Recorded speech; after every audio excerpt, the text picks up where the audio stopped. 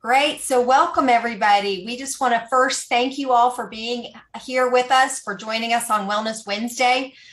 This is a really important topic. We're going to be discussing Lyme and mold illness. It's really important. So many people are suffering from this. They suffer for years and years. They're getting no help from modern medicine. Many are not even getting correct diagnosis. And so it can be a long suffering. It's really important to get the word out, to educate people, to not only what the symptoms are, but also on how to begin to address the long climb back to health and reclaiming life. So we are just so glad that you are here with us. We're already having people put in the chat where they're from, and we are so grateful for that. They're from all over the United States, from each coast, looks like they're representing, and all of us, all the way from Wisconsin down to Texas. So I think we're covering all the bases. So welcome, everybody. We'd also love to hear in the chat if you are struggling with Lyme or mold, or if you're here representing someone that is, because this is a really important topic, and we know that you're not alone in your struggle. We hope that everyone leaves today with a better understanding and hope for the future, because there is hope.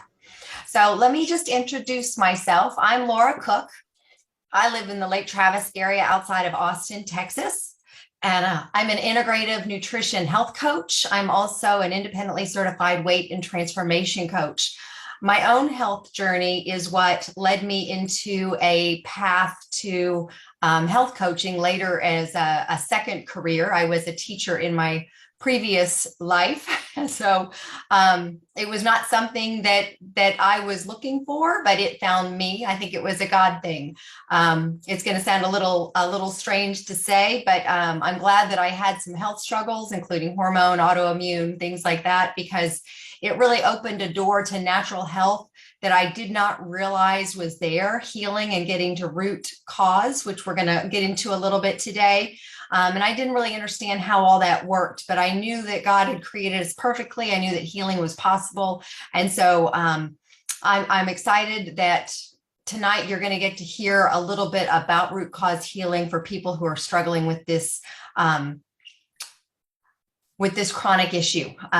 So now I have the benefit of sharing options in the health world with others, so they can create real health in a way that doesn't include pill for an ill or surgery. They have options, right? That's something that mainstream medical doesn't tell us. We do have options. That's not our only choice.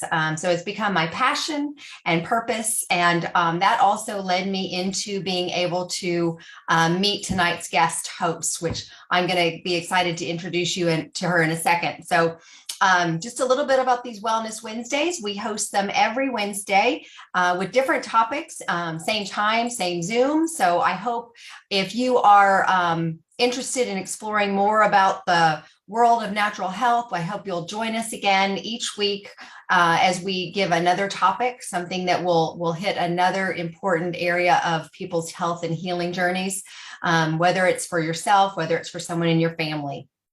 So let me go ahead and introduce our special guest. Tonight, we do have the opportunity to hear from a fellow wellness warrior. She has become a very good friend of mine and mentor, and she's amazing. She is gracious. She is full of knowledge, and she has a servant's heart, which you'll be able to see in a second. It comes across. She loves people. She loves helping them, and her greatest desire is to help people to discover health and healing. And so I think that when you are listening to her, she is not only an expert in this topic, but she is also an overcomer for her own health journey as well. So she's not just a science geek and a self-proclaimed science geek, but also has that as her background, but she's also an overcomer. So let me introduce tonight's guest speaker. Her name is Gail Beebe. So Gail, welcome. Thank you so much. I really appreciate that, Laura. And I'm going to tell a bit of my story as we move through this. And I'm humbled to be here because these Wellness Wednesdays have such great information. I learn something every time, and feel free to just keep coming back. I'm just very grateful for all of you being here, taking time out of your schedule. And I hope that we can bless somebody tonight so that they don't have the same long drawn out experience that our family had in trying to come to some answers. So I'd like to share my screen so that I can share with you. Let's see here. Going to play. Okay. Can you see my screen okay, Laura? Oh, yes. Sorry, I muted. Yes. Yeah, no worries. It looks great. Okay. Also, looks like I am seeing everybody on the side of my screen, which could be an issue because I might not be able to read my slides, but whatever. Okay. So Lyme Disease Awareness Month, that's the month of May. That's why we chose this topic this month, because it's so relevant, and I want to show you why. This is my story. My daughter on the left there, my husband, my love of my life, and me. This is a recent photo from this last year. And somewhere along the line in high school, my daughter's health just started plummeting. We could not figure out what was going on. We took her to probably over 12 doctors, maybe even upwards of 20, just trying to figure out what was going on with her and why she was having so much of a struggle with her health. She was a gung-ho kid, super involved in everything, and all of a sudden, like, she was having trouble even getting her homework done. We, after going to so many different doctors and having no answers, running all these different labs, MRIs, like you name it, it feels like we did it. Everything from our general practitioner to the obvious ones like ear, nose, throat. She was a singer. She had, kind of lost her ability to vocalize her singing in the same way that she had been able to. She got a little pitchy. She kept getting a catch in her throat. She just was having headaches every day. We went to a neurologist. We went to brain specialists. We went to infectious disease specialists, gut specialists. I mean, we did it all. Acupuncturists, we did it all. Nobody could help us in the Western medical world. So our beautiful general practitioner finally said, look, I'm going to understand if you decide to go outside the system here and get some help. So we wound up with a naturopath who we to this day absolutely love. And we worked with her and still could not figure out what the root cause was. Like, she helped us with a lot of things like modifying diet and all of the things that we do when we're on that path to trying to get optimum health. But we still didn't have an answer. Why was she going downhill? She did wind up graduating from high school, like amazing honors and all of that.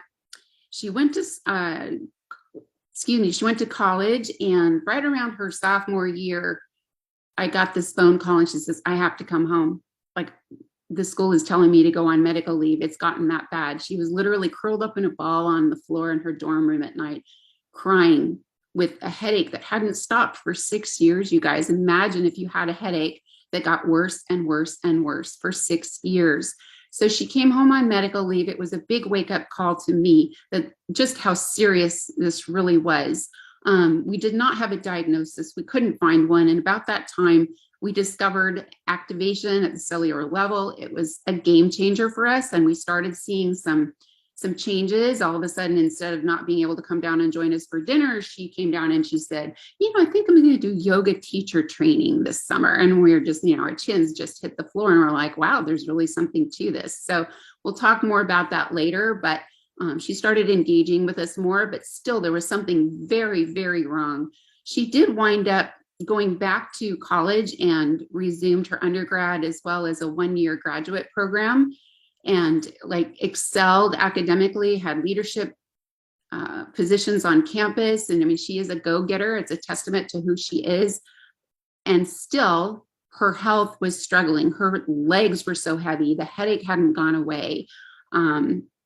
Her whole being was not the same anymore. And we knew for sure something was still very wrong.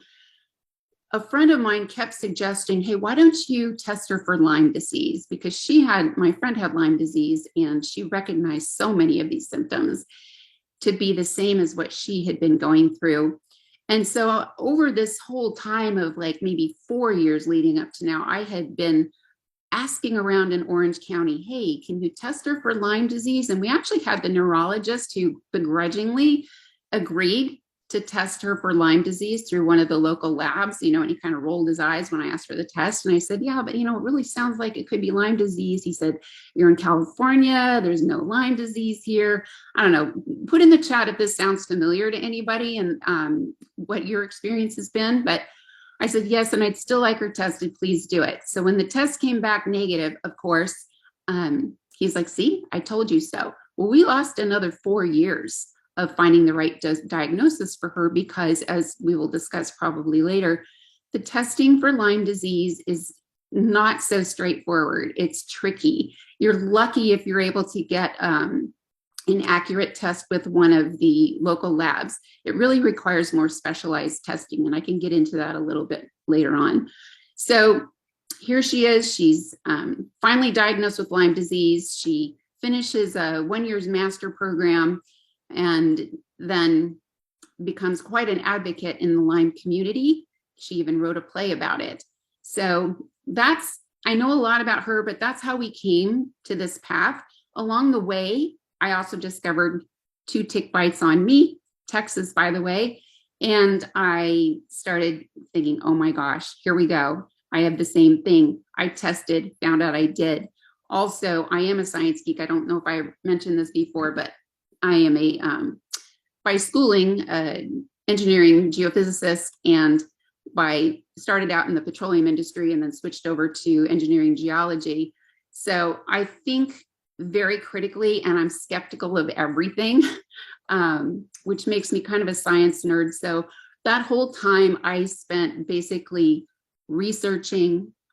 We got hit with a water intrusion multiple times on our home. So I was remediating the house, and I played support crew for the whole family during all of that.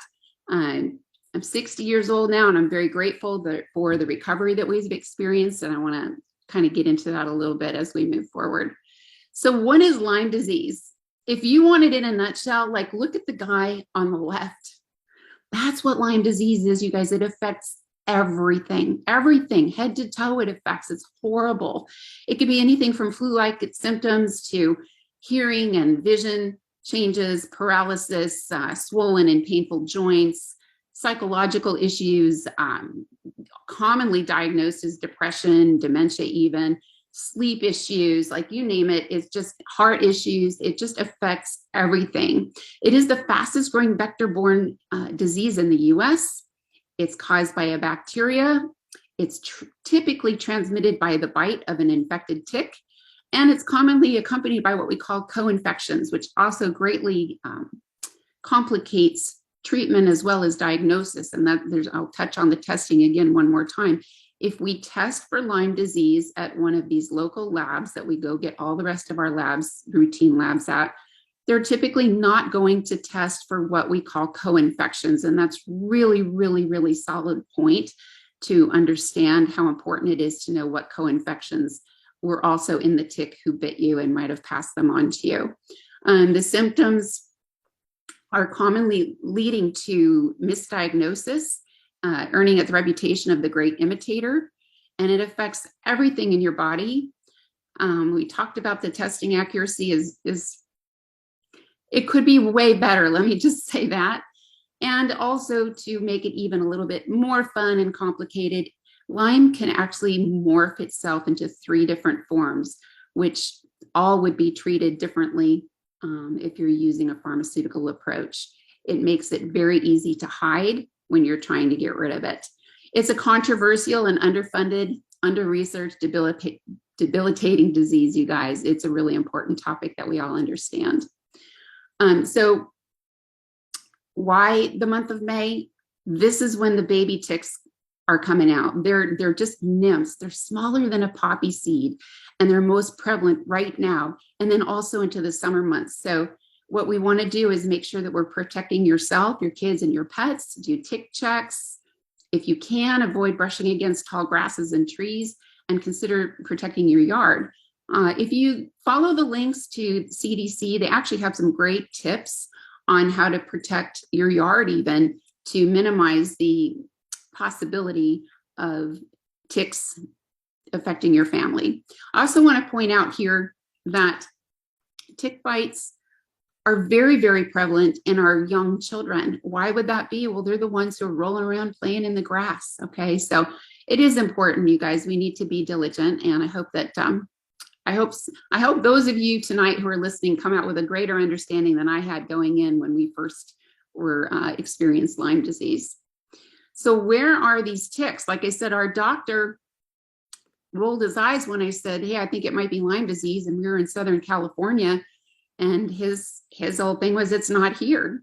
It didn't even matter to him that I told him, hey, we do a lot of camping, we're in Girl Scouts, we've been all up and down the coast, Washington, Oregon, California. We go visit relatives who live on a 1 acre wooded lot in New York. Don't you think maybe it could be here? His answer was no, but in fact, it is worldwide, all 50 states. It's found in the coastal grasses, you guys, in California, all up and down. Look at the red circled on the left-hand side. It's all over the place. The redwoods, forests all over the place. Fallen logs, if you're taking pictures on fallen logs and next to your garden, in your garden, next to the bluebonnets in Texas, whatever, leaf piles, wood piles, tall grasses. It could even be carried into your house on your outdoor gear. So we just need to be diligent in watching for them.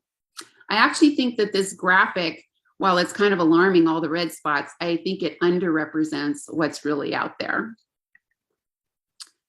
So a lot of the literature in the past has stated that it's really only one type of tick that can carry Lyme disease. And those of us in the Lyme community would beg to differ.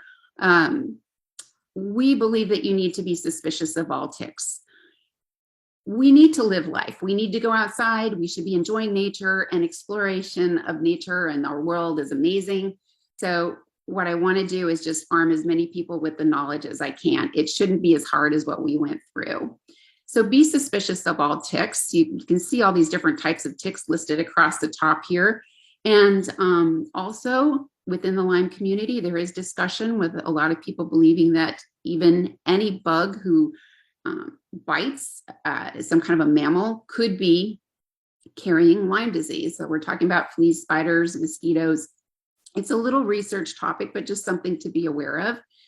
And it's not just a tick we need to worry about. It's actually, how does the Lyme disease tick get from place to place? It's commonly on rodents. It's on other small animals, large animals. And so we just need to understand that it's not only going to be next to a tall tree, it could be anywhere. So clear your yards of dead leaves and the overgrown grasses, especially near the children's play areas. And if you find a tick, we recommend that you remove it carefully, bag it, and you can actually get it tested. The sources for getting a tick tested for Lyme disease and co-infections kind of change over time as far as who's accepting ticks. So I always like to just tell people, go to some of the websites, one of them being bayarealyme.org. I don't know, Laura, if you could maybe type that in the chat. Another one would be lymedisease.org. These are two very active websites that commonly will have links to where you can test the tick, and they'll have instructions on how to safely remove the tick. Don't add alcohol, just put it in the bag. It can be alive, it can be dead, doesn't matter. So I would highly recommend those particular websites. But you guys, prevention is key. Let's not get to that point. Let's know the signs of infection and live a healthy, happy life outside. I also want to point out in this slide, I don't think I mentioned it yet. Look down the side of this chart where it's got all these different co-infections. We're going to talk about those more later on, but they can be every bit as debilitating as the Lyme disease is. And if somebody has their computer or phone unmuted, can you go ahead and mute yourself? Appreciate it. Thanks so much. So you want to know what those co-infections are, as well as whether or not you have Lyme, because they're not all treated the same. It's not the same to get rid of them. The symptoms may be similar or quite different. It's important to know what they are and what you have. So like I said, Lyme is commonly referred to in the community as the great imitator because there are a lot of people who are out there experiencing Lyme. They may not know it, and they've been misdiagnosed. Very, very common in people who have been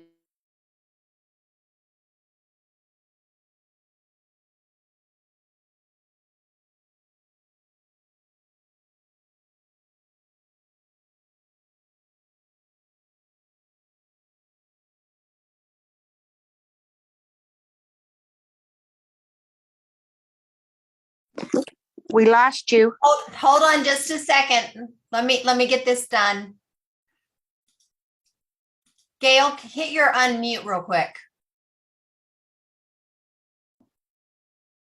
Gail, can you hit your unmute?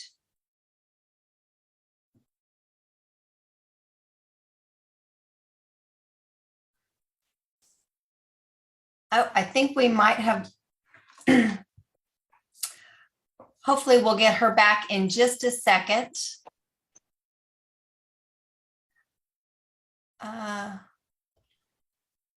She's changing her screen, so she's still there. Can you hear us? Gail, if you can unmute yourself. Yeah, I think I'm unmuted now. Can you hear me? Okay, perfect, yes. Okay. Okay, let me hit play. Okay, awesome. So it's known as a great imitator. I don't know when I actually got muted, but things like chronic fatigue, fibromyalgia and depression, dementia, so commonly when you get to the root cause and you actually give people with these diagnoses a test for Lyme disease, a reliable test for Lyme disease, very common that it is actually positive. The other thing I wanted to say is there's a lot of research out there that is linking Lyme disease to some of these different diagnoses like MS, ALS, and Parkinson's. Very well known in the MS community that a lot of them have been diagnosed with Lyme disease. And I actually recently saw a research article from the US military where they tested different veterans who were diagnosed with ALS, and 100% of them actually tested positive for Lyme, which is quite interesting. Definitely an area that requires more research. And whether or not it's the Lyme disease that had the insult on the body that then caused the organs and everything to start failing to the point where they had these conditions, or if it just weakened the body so that maybe a genetic disposition was then flipped on, who knows? A lot of research could be done to really narrow that down. And interestingly enough, only 25% of these people actually recall ever getting a tick bite. So one of the signs that would tell you right away is what we call an EM rash. I have different pictures on the left-hand side to show you what they look like. It could look like that bullseye up on the upper left. It could look like any of those other examples I've given there. But if you have that bullseye, that is very telltale that you've probably had a bite within the last 3 to 30 days. Number one recommendation, take a photo of it right away. Don't wait. Take a photo of it, date it, document it in your medical records, and seek treatment immediately. Why? Because the longer you wait, the more the Lyme can spread into your body and go hide wherever it wants to hide until it sees an opportune moment to pretty much make your life miserable. I'm just going to be blunt, you guys. You're going to want to get it treated immediately. Go to your general practitioner, show them the picture, tell them that you believe it's Lyme, ask for a test, ask them for immediate treatment. In the past, what we've seen is that a lot of the doctors who actually understood Lyme a little bit would say, oh, 1 course of doxycycline, that's all you need. Unfortunately, what we've seen is that this has not really been enough for a lot of people. It might be enough to just put it at bay, but the Lyme can continue spreading through the body. And then one day when the body's had some other insult, whether it's just aging or a trauma of some kind, or maybe mold exposure, it can come back and rear its ugly head. So I would say go find a Lyme literate doctor right away. And follow their direction on how to really get after this thing. A lot of Lyme literate doctors are saying minimum 6 weeks treatment right after the bite. So this rash, getting back to the rash, if you do see it, take the picture. It could be any size, all the way from kind of teeny tiny all the way up to over 12 inches in diameter. You probably won't feel it. It may have a slightly warm feeling, but it's really not going to itch. It's not going to be painful typically. It could be anywhere on your body. It could look very different depending on the person. And you might also experience some other symptoms that you would normally just chalk up to, I think I have the flu, like fever and chills, fatigue, swollen lymph nodes, a headache or a stiff neck, muscle and joint issues, etc. All the things that you would normally get in a typical flu. But if you know you've had a tick bite and or you see this rash, suspect Lyme immediately and get help, like I said. If you let this go, or if it reappears later on, these are some of the things that are commonly experienced by people with what we call late Lyme or chronic Lyme, arthritis, severe headaches and neck stiffness. Like going back to Patricia's condition, her headaches were severe. They were debilitating. And I'm telling you, a headache for 6 years and no diagnosis, okay? Facial palsy, there's some pictures on the right-hand side. Intermittent pain anywhere in your body, tendons, muscles, joints, bones. A lot of people get that swelling around their major joints, especially the knees seem to be a place. They could have heart palpitations. They could have dizziness, shortness of breath. They're probably going to experience inflammation, including in the brain, which obviously is then going to affect their mental acuity. They're going to probably experience some kind of nerve pain, shooting pains, tingling in the hands and feet. I know for me, one of the co-infections, Babesia, actually kind of is known for settling in the feet. I had this burning in my feet all the time. I also had a lot of foot pain, and the doctors chalked that up to, oh, well, you did a lot of sports when you were younger. You have plantar fasciitis. You guys, I couldn't even walk barefoot across the floor. I had to wear shoes with a really good support. That's how painful my feet were. And that went away pretty quick, I'll tell you, when I started the Nerf2 Synergizer, the activation. The fatigue I'm talking about with Lyme disease is debilitating. I'm not talking about just, oh, I'm tired. I think I need to go take a nap at some point, or I just need to go to bed early. I'm talking about my whole being is tired. I am so fatigued. I just can't do anything. This oftentimes will lead others around them to think, gosh, you're so lazy, It's not laziness, you guys, it's real. The fatigue is very real. They may look healthy. Their body is struggling and on fire inside.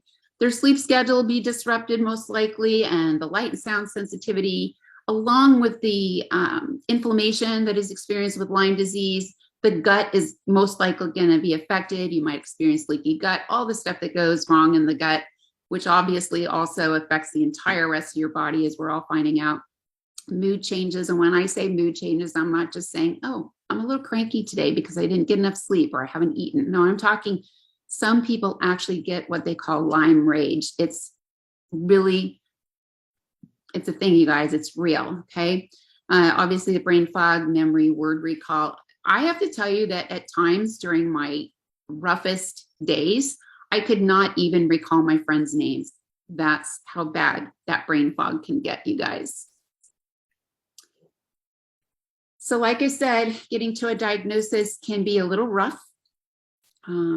We went to somewhere between 12 and 20 different medical practitioners before we finally got a diagnosis for my daughter, Patricia.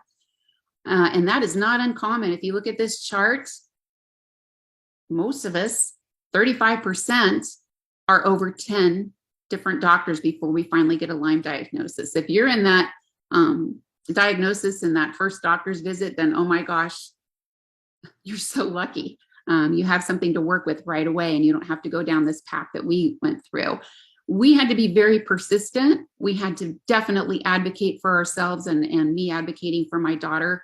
It was quite the journey. I hope that none of you ever have to go through that. But if you do, don't give up.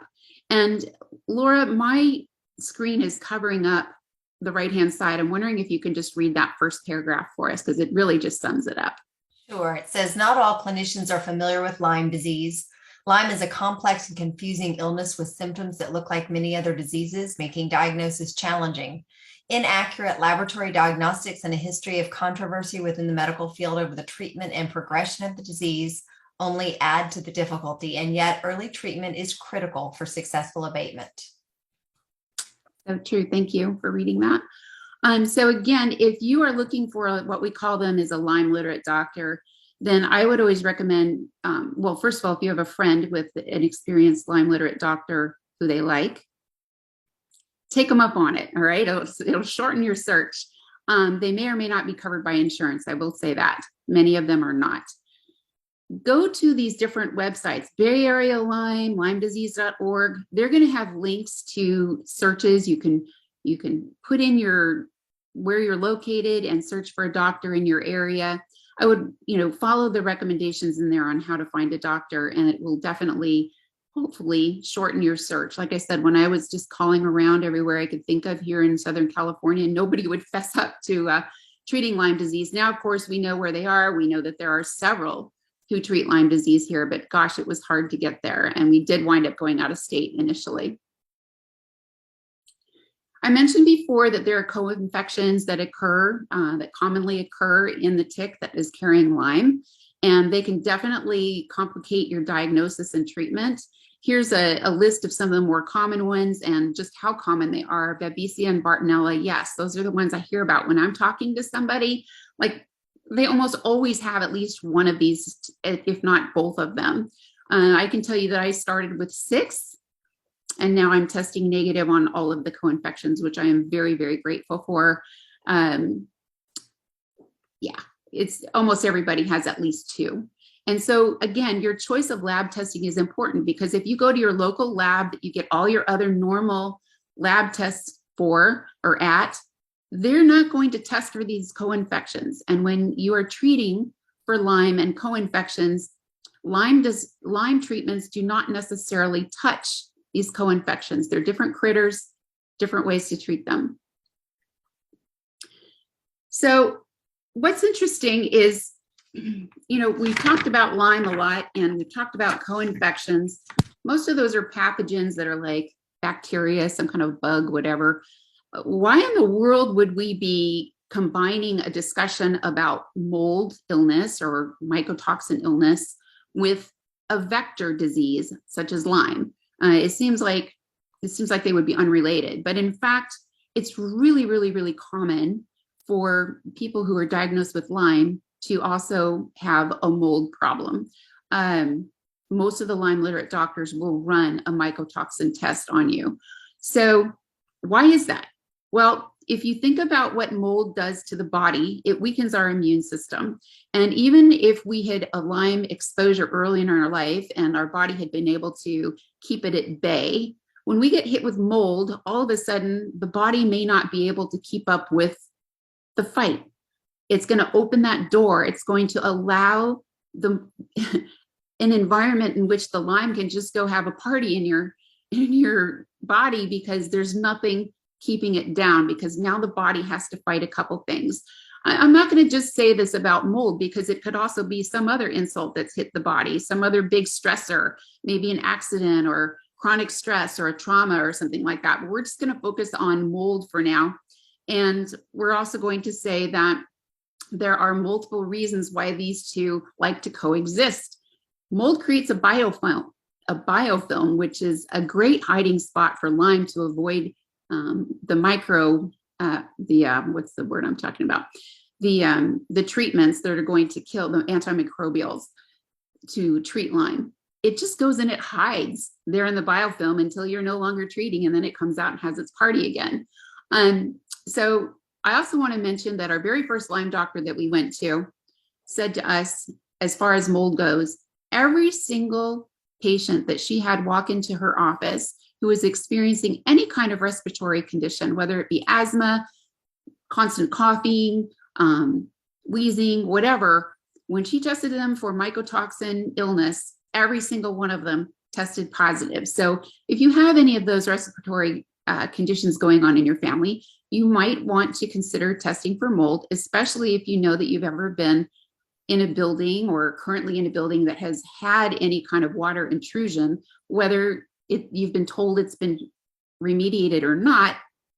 Maybe just get the test. It's actually cheaper to test your body than it is to test the house. So I would recommend testing the body just to see what turns up. Where do you get that test? That's another issue. Your MD may not know how. It's not really in their wheelhouse typically. I just had a friend who's living in a rental home. They had a water leak, a pipe burst. The landlord had people come in and do a visual inspection and do some testing for hazardous materials. They remediated asbestos in the ceilings. They said there was no mold. They started repairing the walls. slowly. And all this time he's living in the house with his family, and his health is going downhill fast. Within 2 months, like, he could barely walk. He couldn't show up for work. He was just like, couldn't think. It was horrible, you guys, just horrible. And I said, I would go back and ask him to retest the house. The walls are still open. Why don't you ask him to retest the house and just make sure that they didn't miss something? Well, come to find out, the test that was done originally on the house was only a visual inspection, you guys. And mold doesn't always look like what you see in the left-hand side of this screen. It's not always that black mold. In fact, if you've had a water intrusion in your home, commonly it's going to be a very light colored mold that may be hiding in your carpet. It may be hidden inside your walls, on your bedding, in your clothing. It attaches to fabric really well, and it hides, and you may not see it. So back to my friend, they've actually now hired a certified mold inspector to actually go in and test. And I expect that, that's what he's going to find. The best thing you can do if you've been in a water damaged building and you suspect mold is get out. Like, do whatever you can if you can get out. And it just needs to be cleaned up, because if you are constantly exposed to it, your body is there is a genetic predisposition to some of us who don't detox mold easily. But most of us need to get out of that environment to heal. Just a few comments on what mold toxicity would look like. A lot of it is the same as what Lyme disease might look like, with the confusion, the mind issues, the mood swings, appetite issues, the cough, tearing of the eyes. Ice pick pain is kind of a big deal, like tingling on the skin all the way up to like somebody's hitting you with an ice pick. That can occur in some of the co-infections for Lyme as well, but also very well known for mold. You might get night sweats, just static shocks, all the stuff, just stiffness, memory issues, tremors. Anyway, you get the point. It's not a good thing. It needs to be remediated. So how do we treat Lyme disease? I'm going to recommend that you find a Lyme literate doctor, like we talked about, and recognize that it is not one size fits all.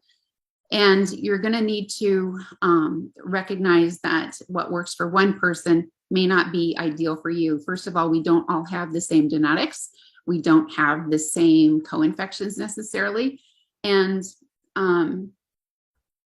even in my own family, my daughter and I were not treated the same way, to give you an idea of how, very similar genetics, very similar, the same living quarters, treated very differently.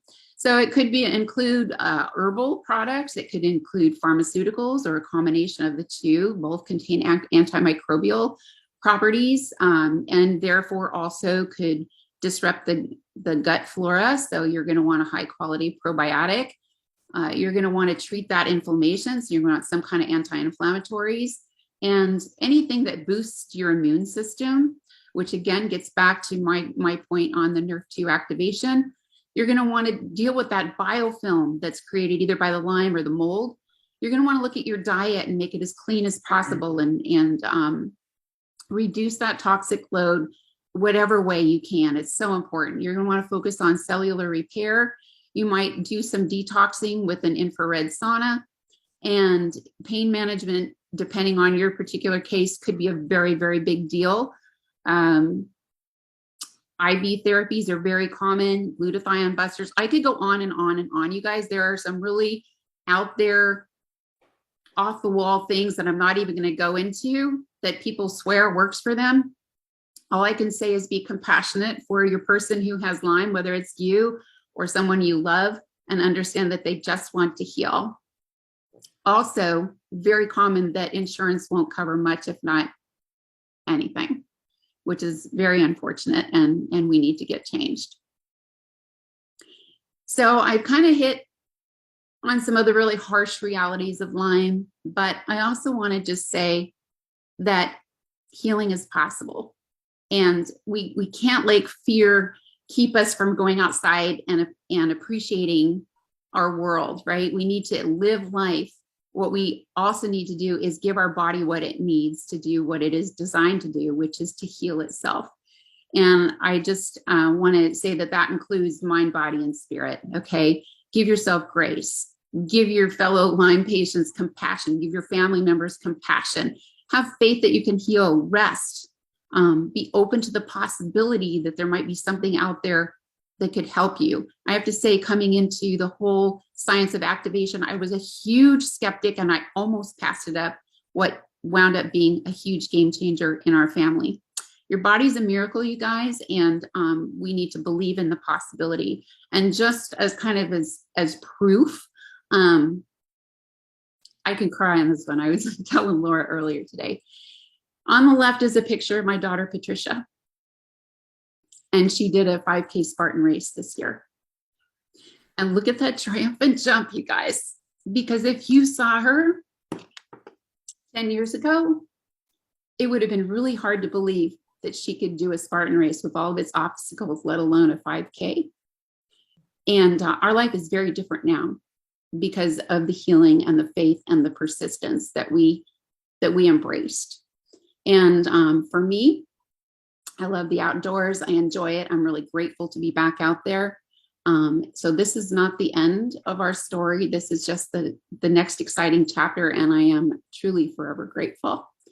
So Laura, I'd like to maybe turn it back over to you. I might have hit on a few things that maybe I forgot to mention something. If you want to ask any questions, if there's something I forgot.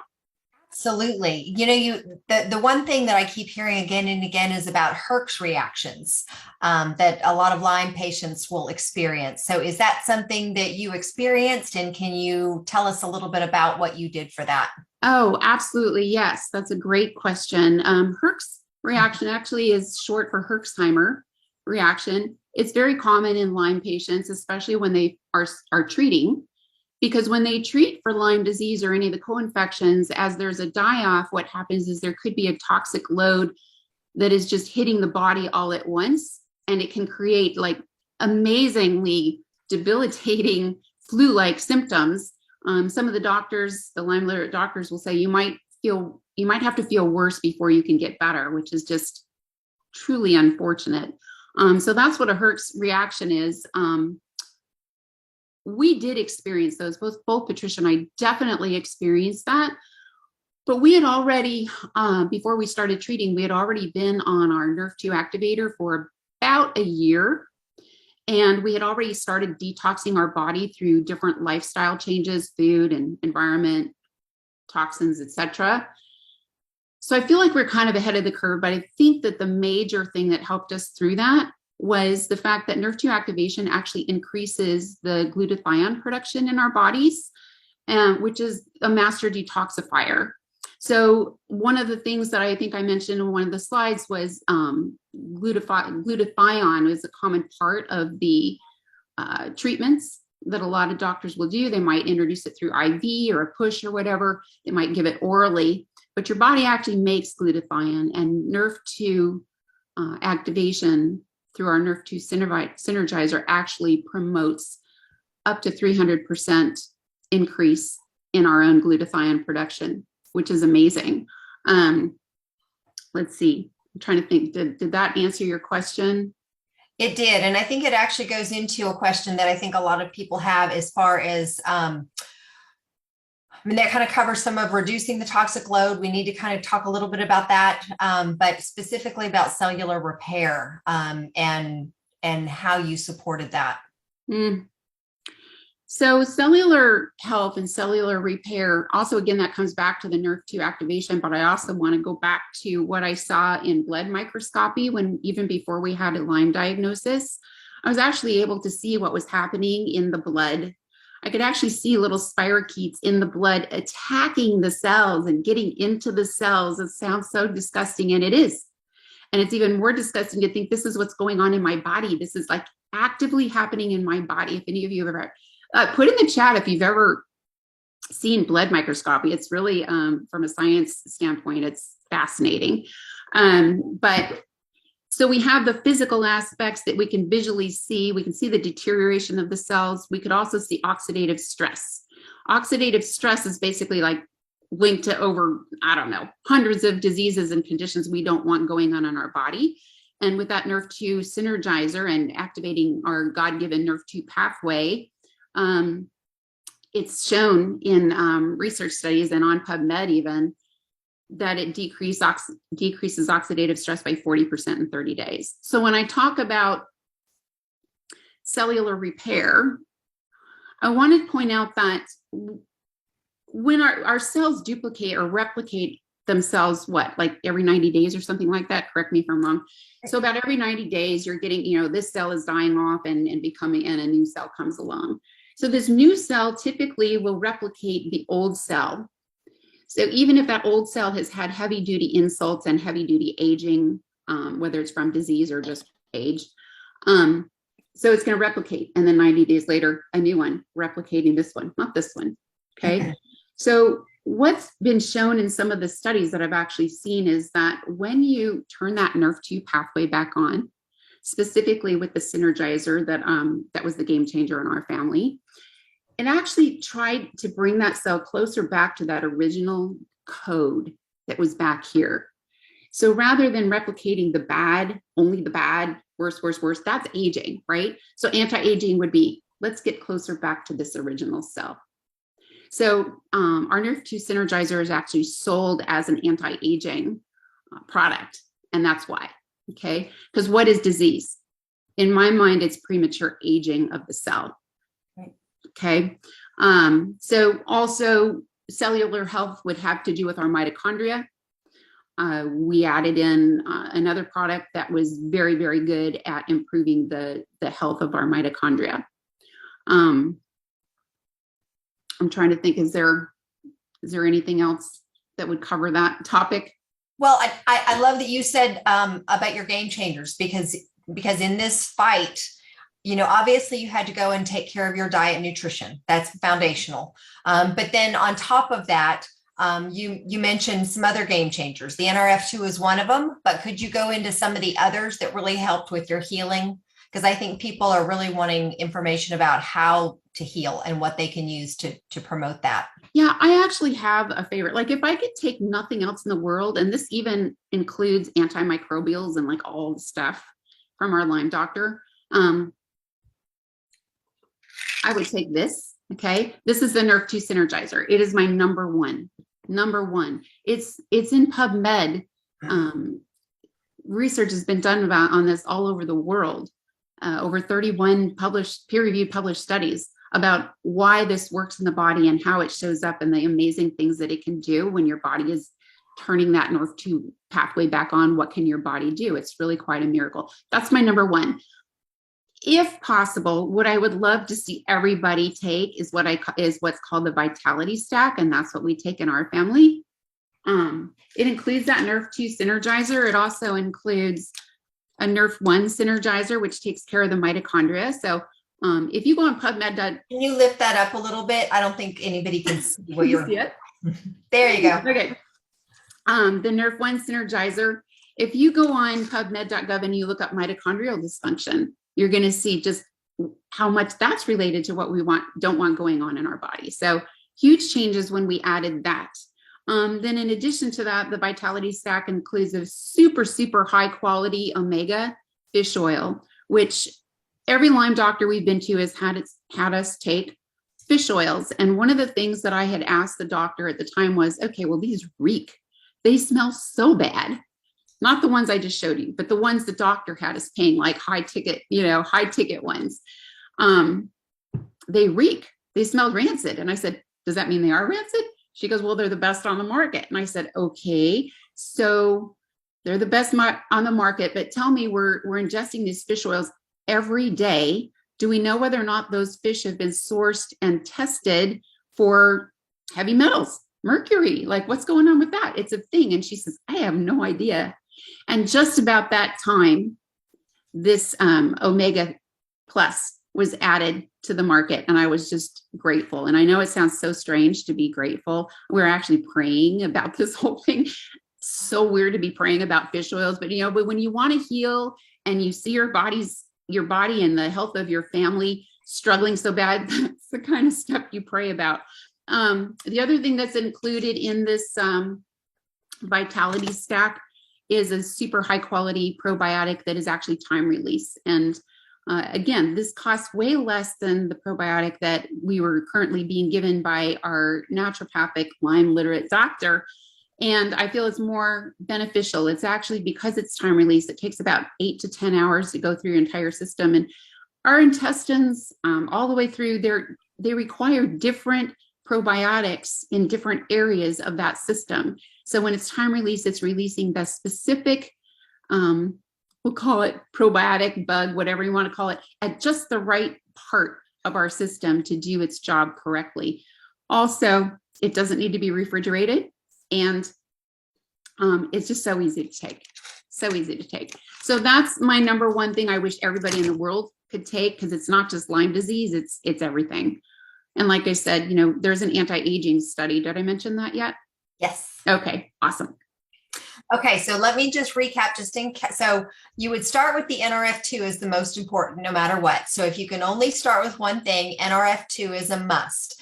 And then if you are able to go further, the Vitality Stack that kind of includes a bunch of the different products is really where you would go, because it's targeting not just your gut health, but it's also your mitochondria.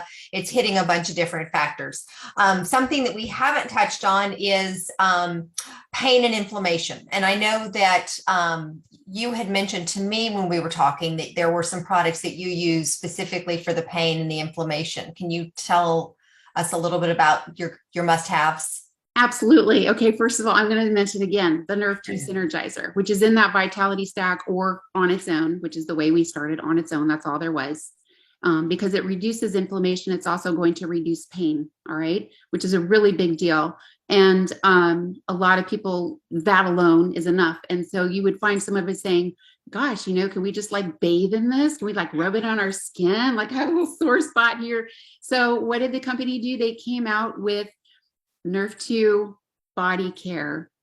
We already had Nerve 2 activated skin care and like non-toxic skin care and hair care and all of that. Then they came out with this more recently, a body care line that is amazing. And they actually added the infused CBD in there, a 0 THC for anybody who's concerned about that.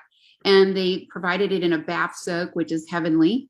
They also gave it to us in a body rub and a body butter. So, I keep it at my desk. Like we work out really hard right now. I've been doing the workouts with Patricia for her Spartan race. She wants to do the next one at 10K. Hello.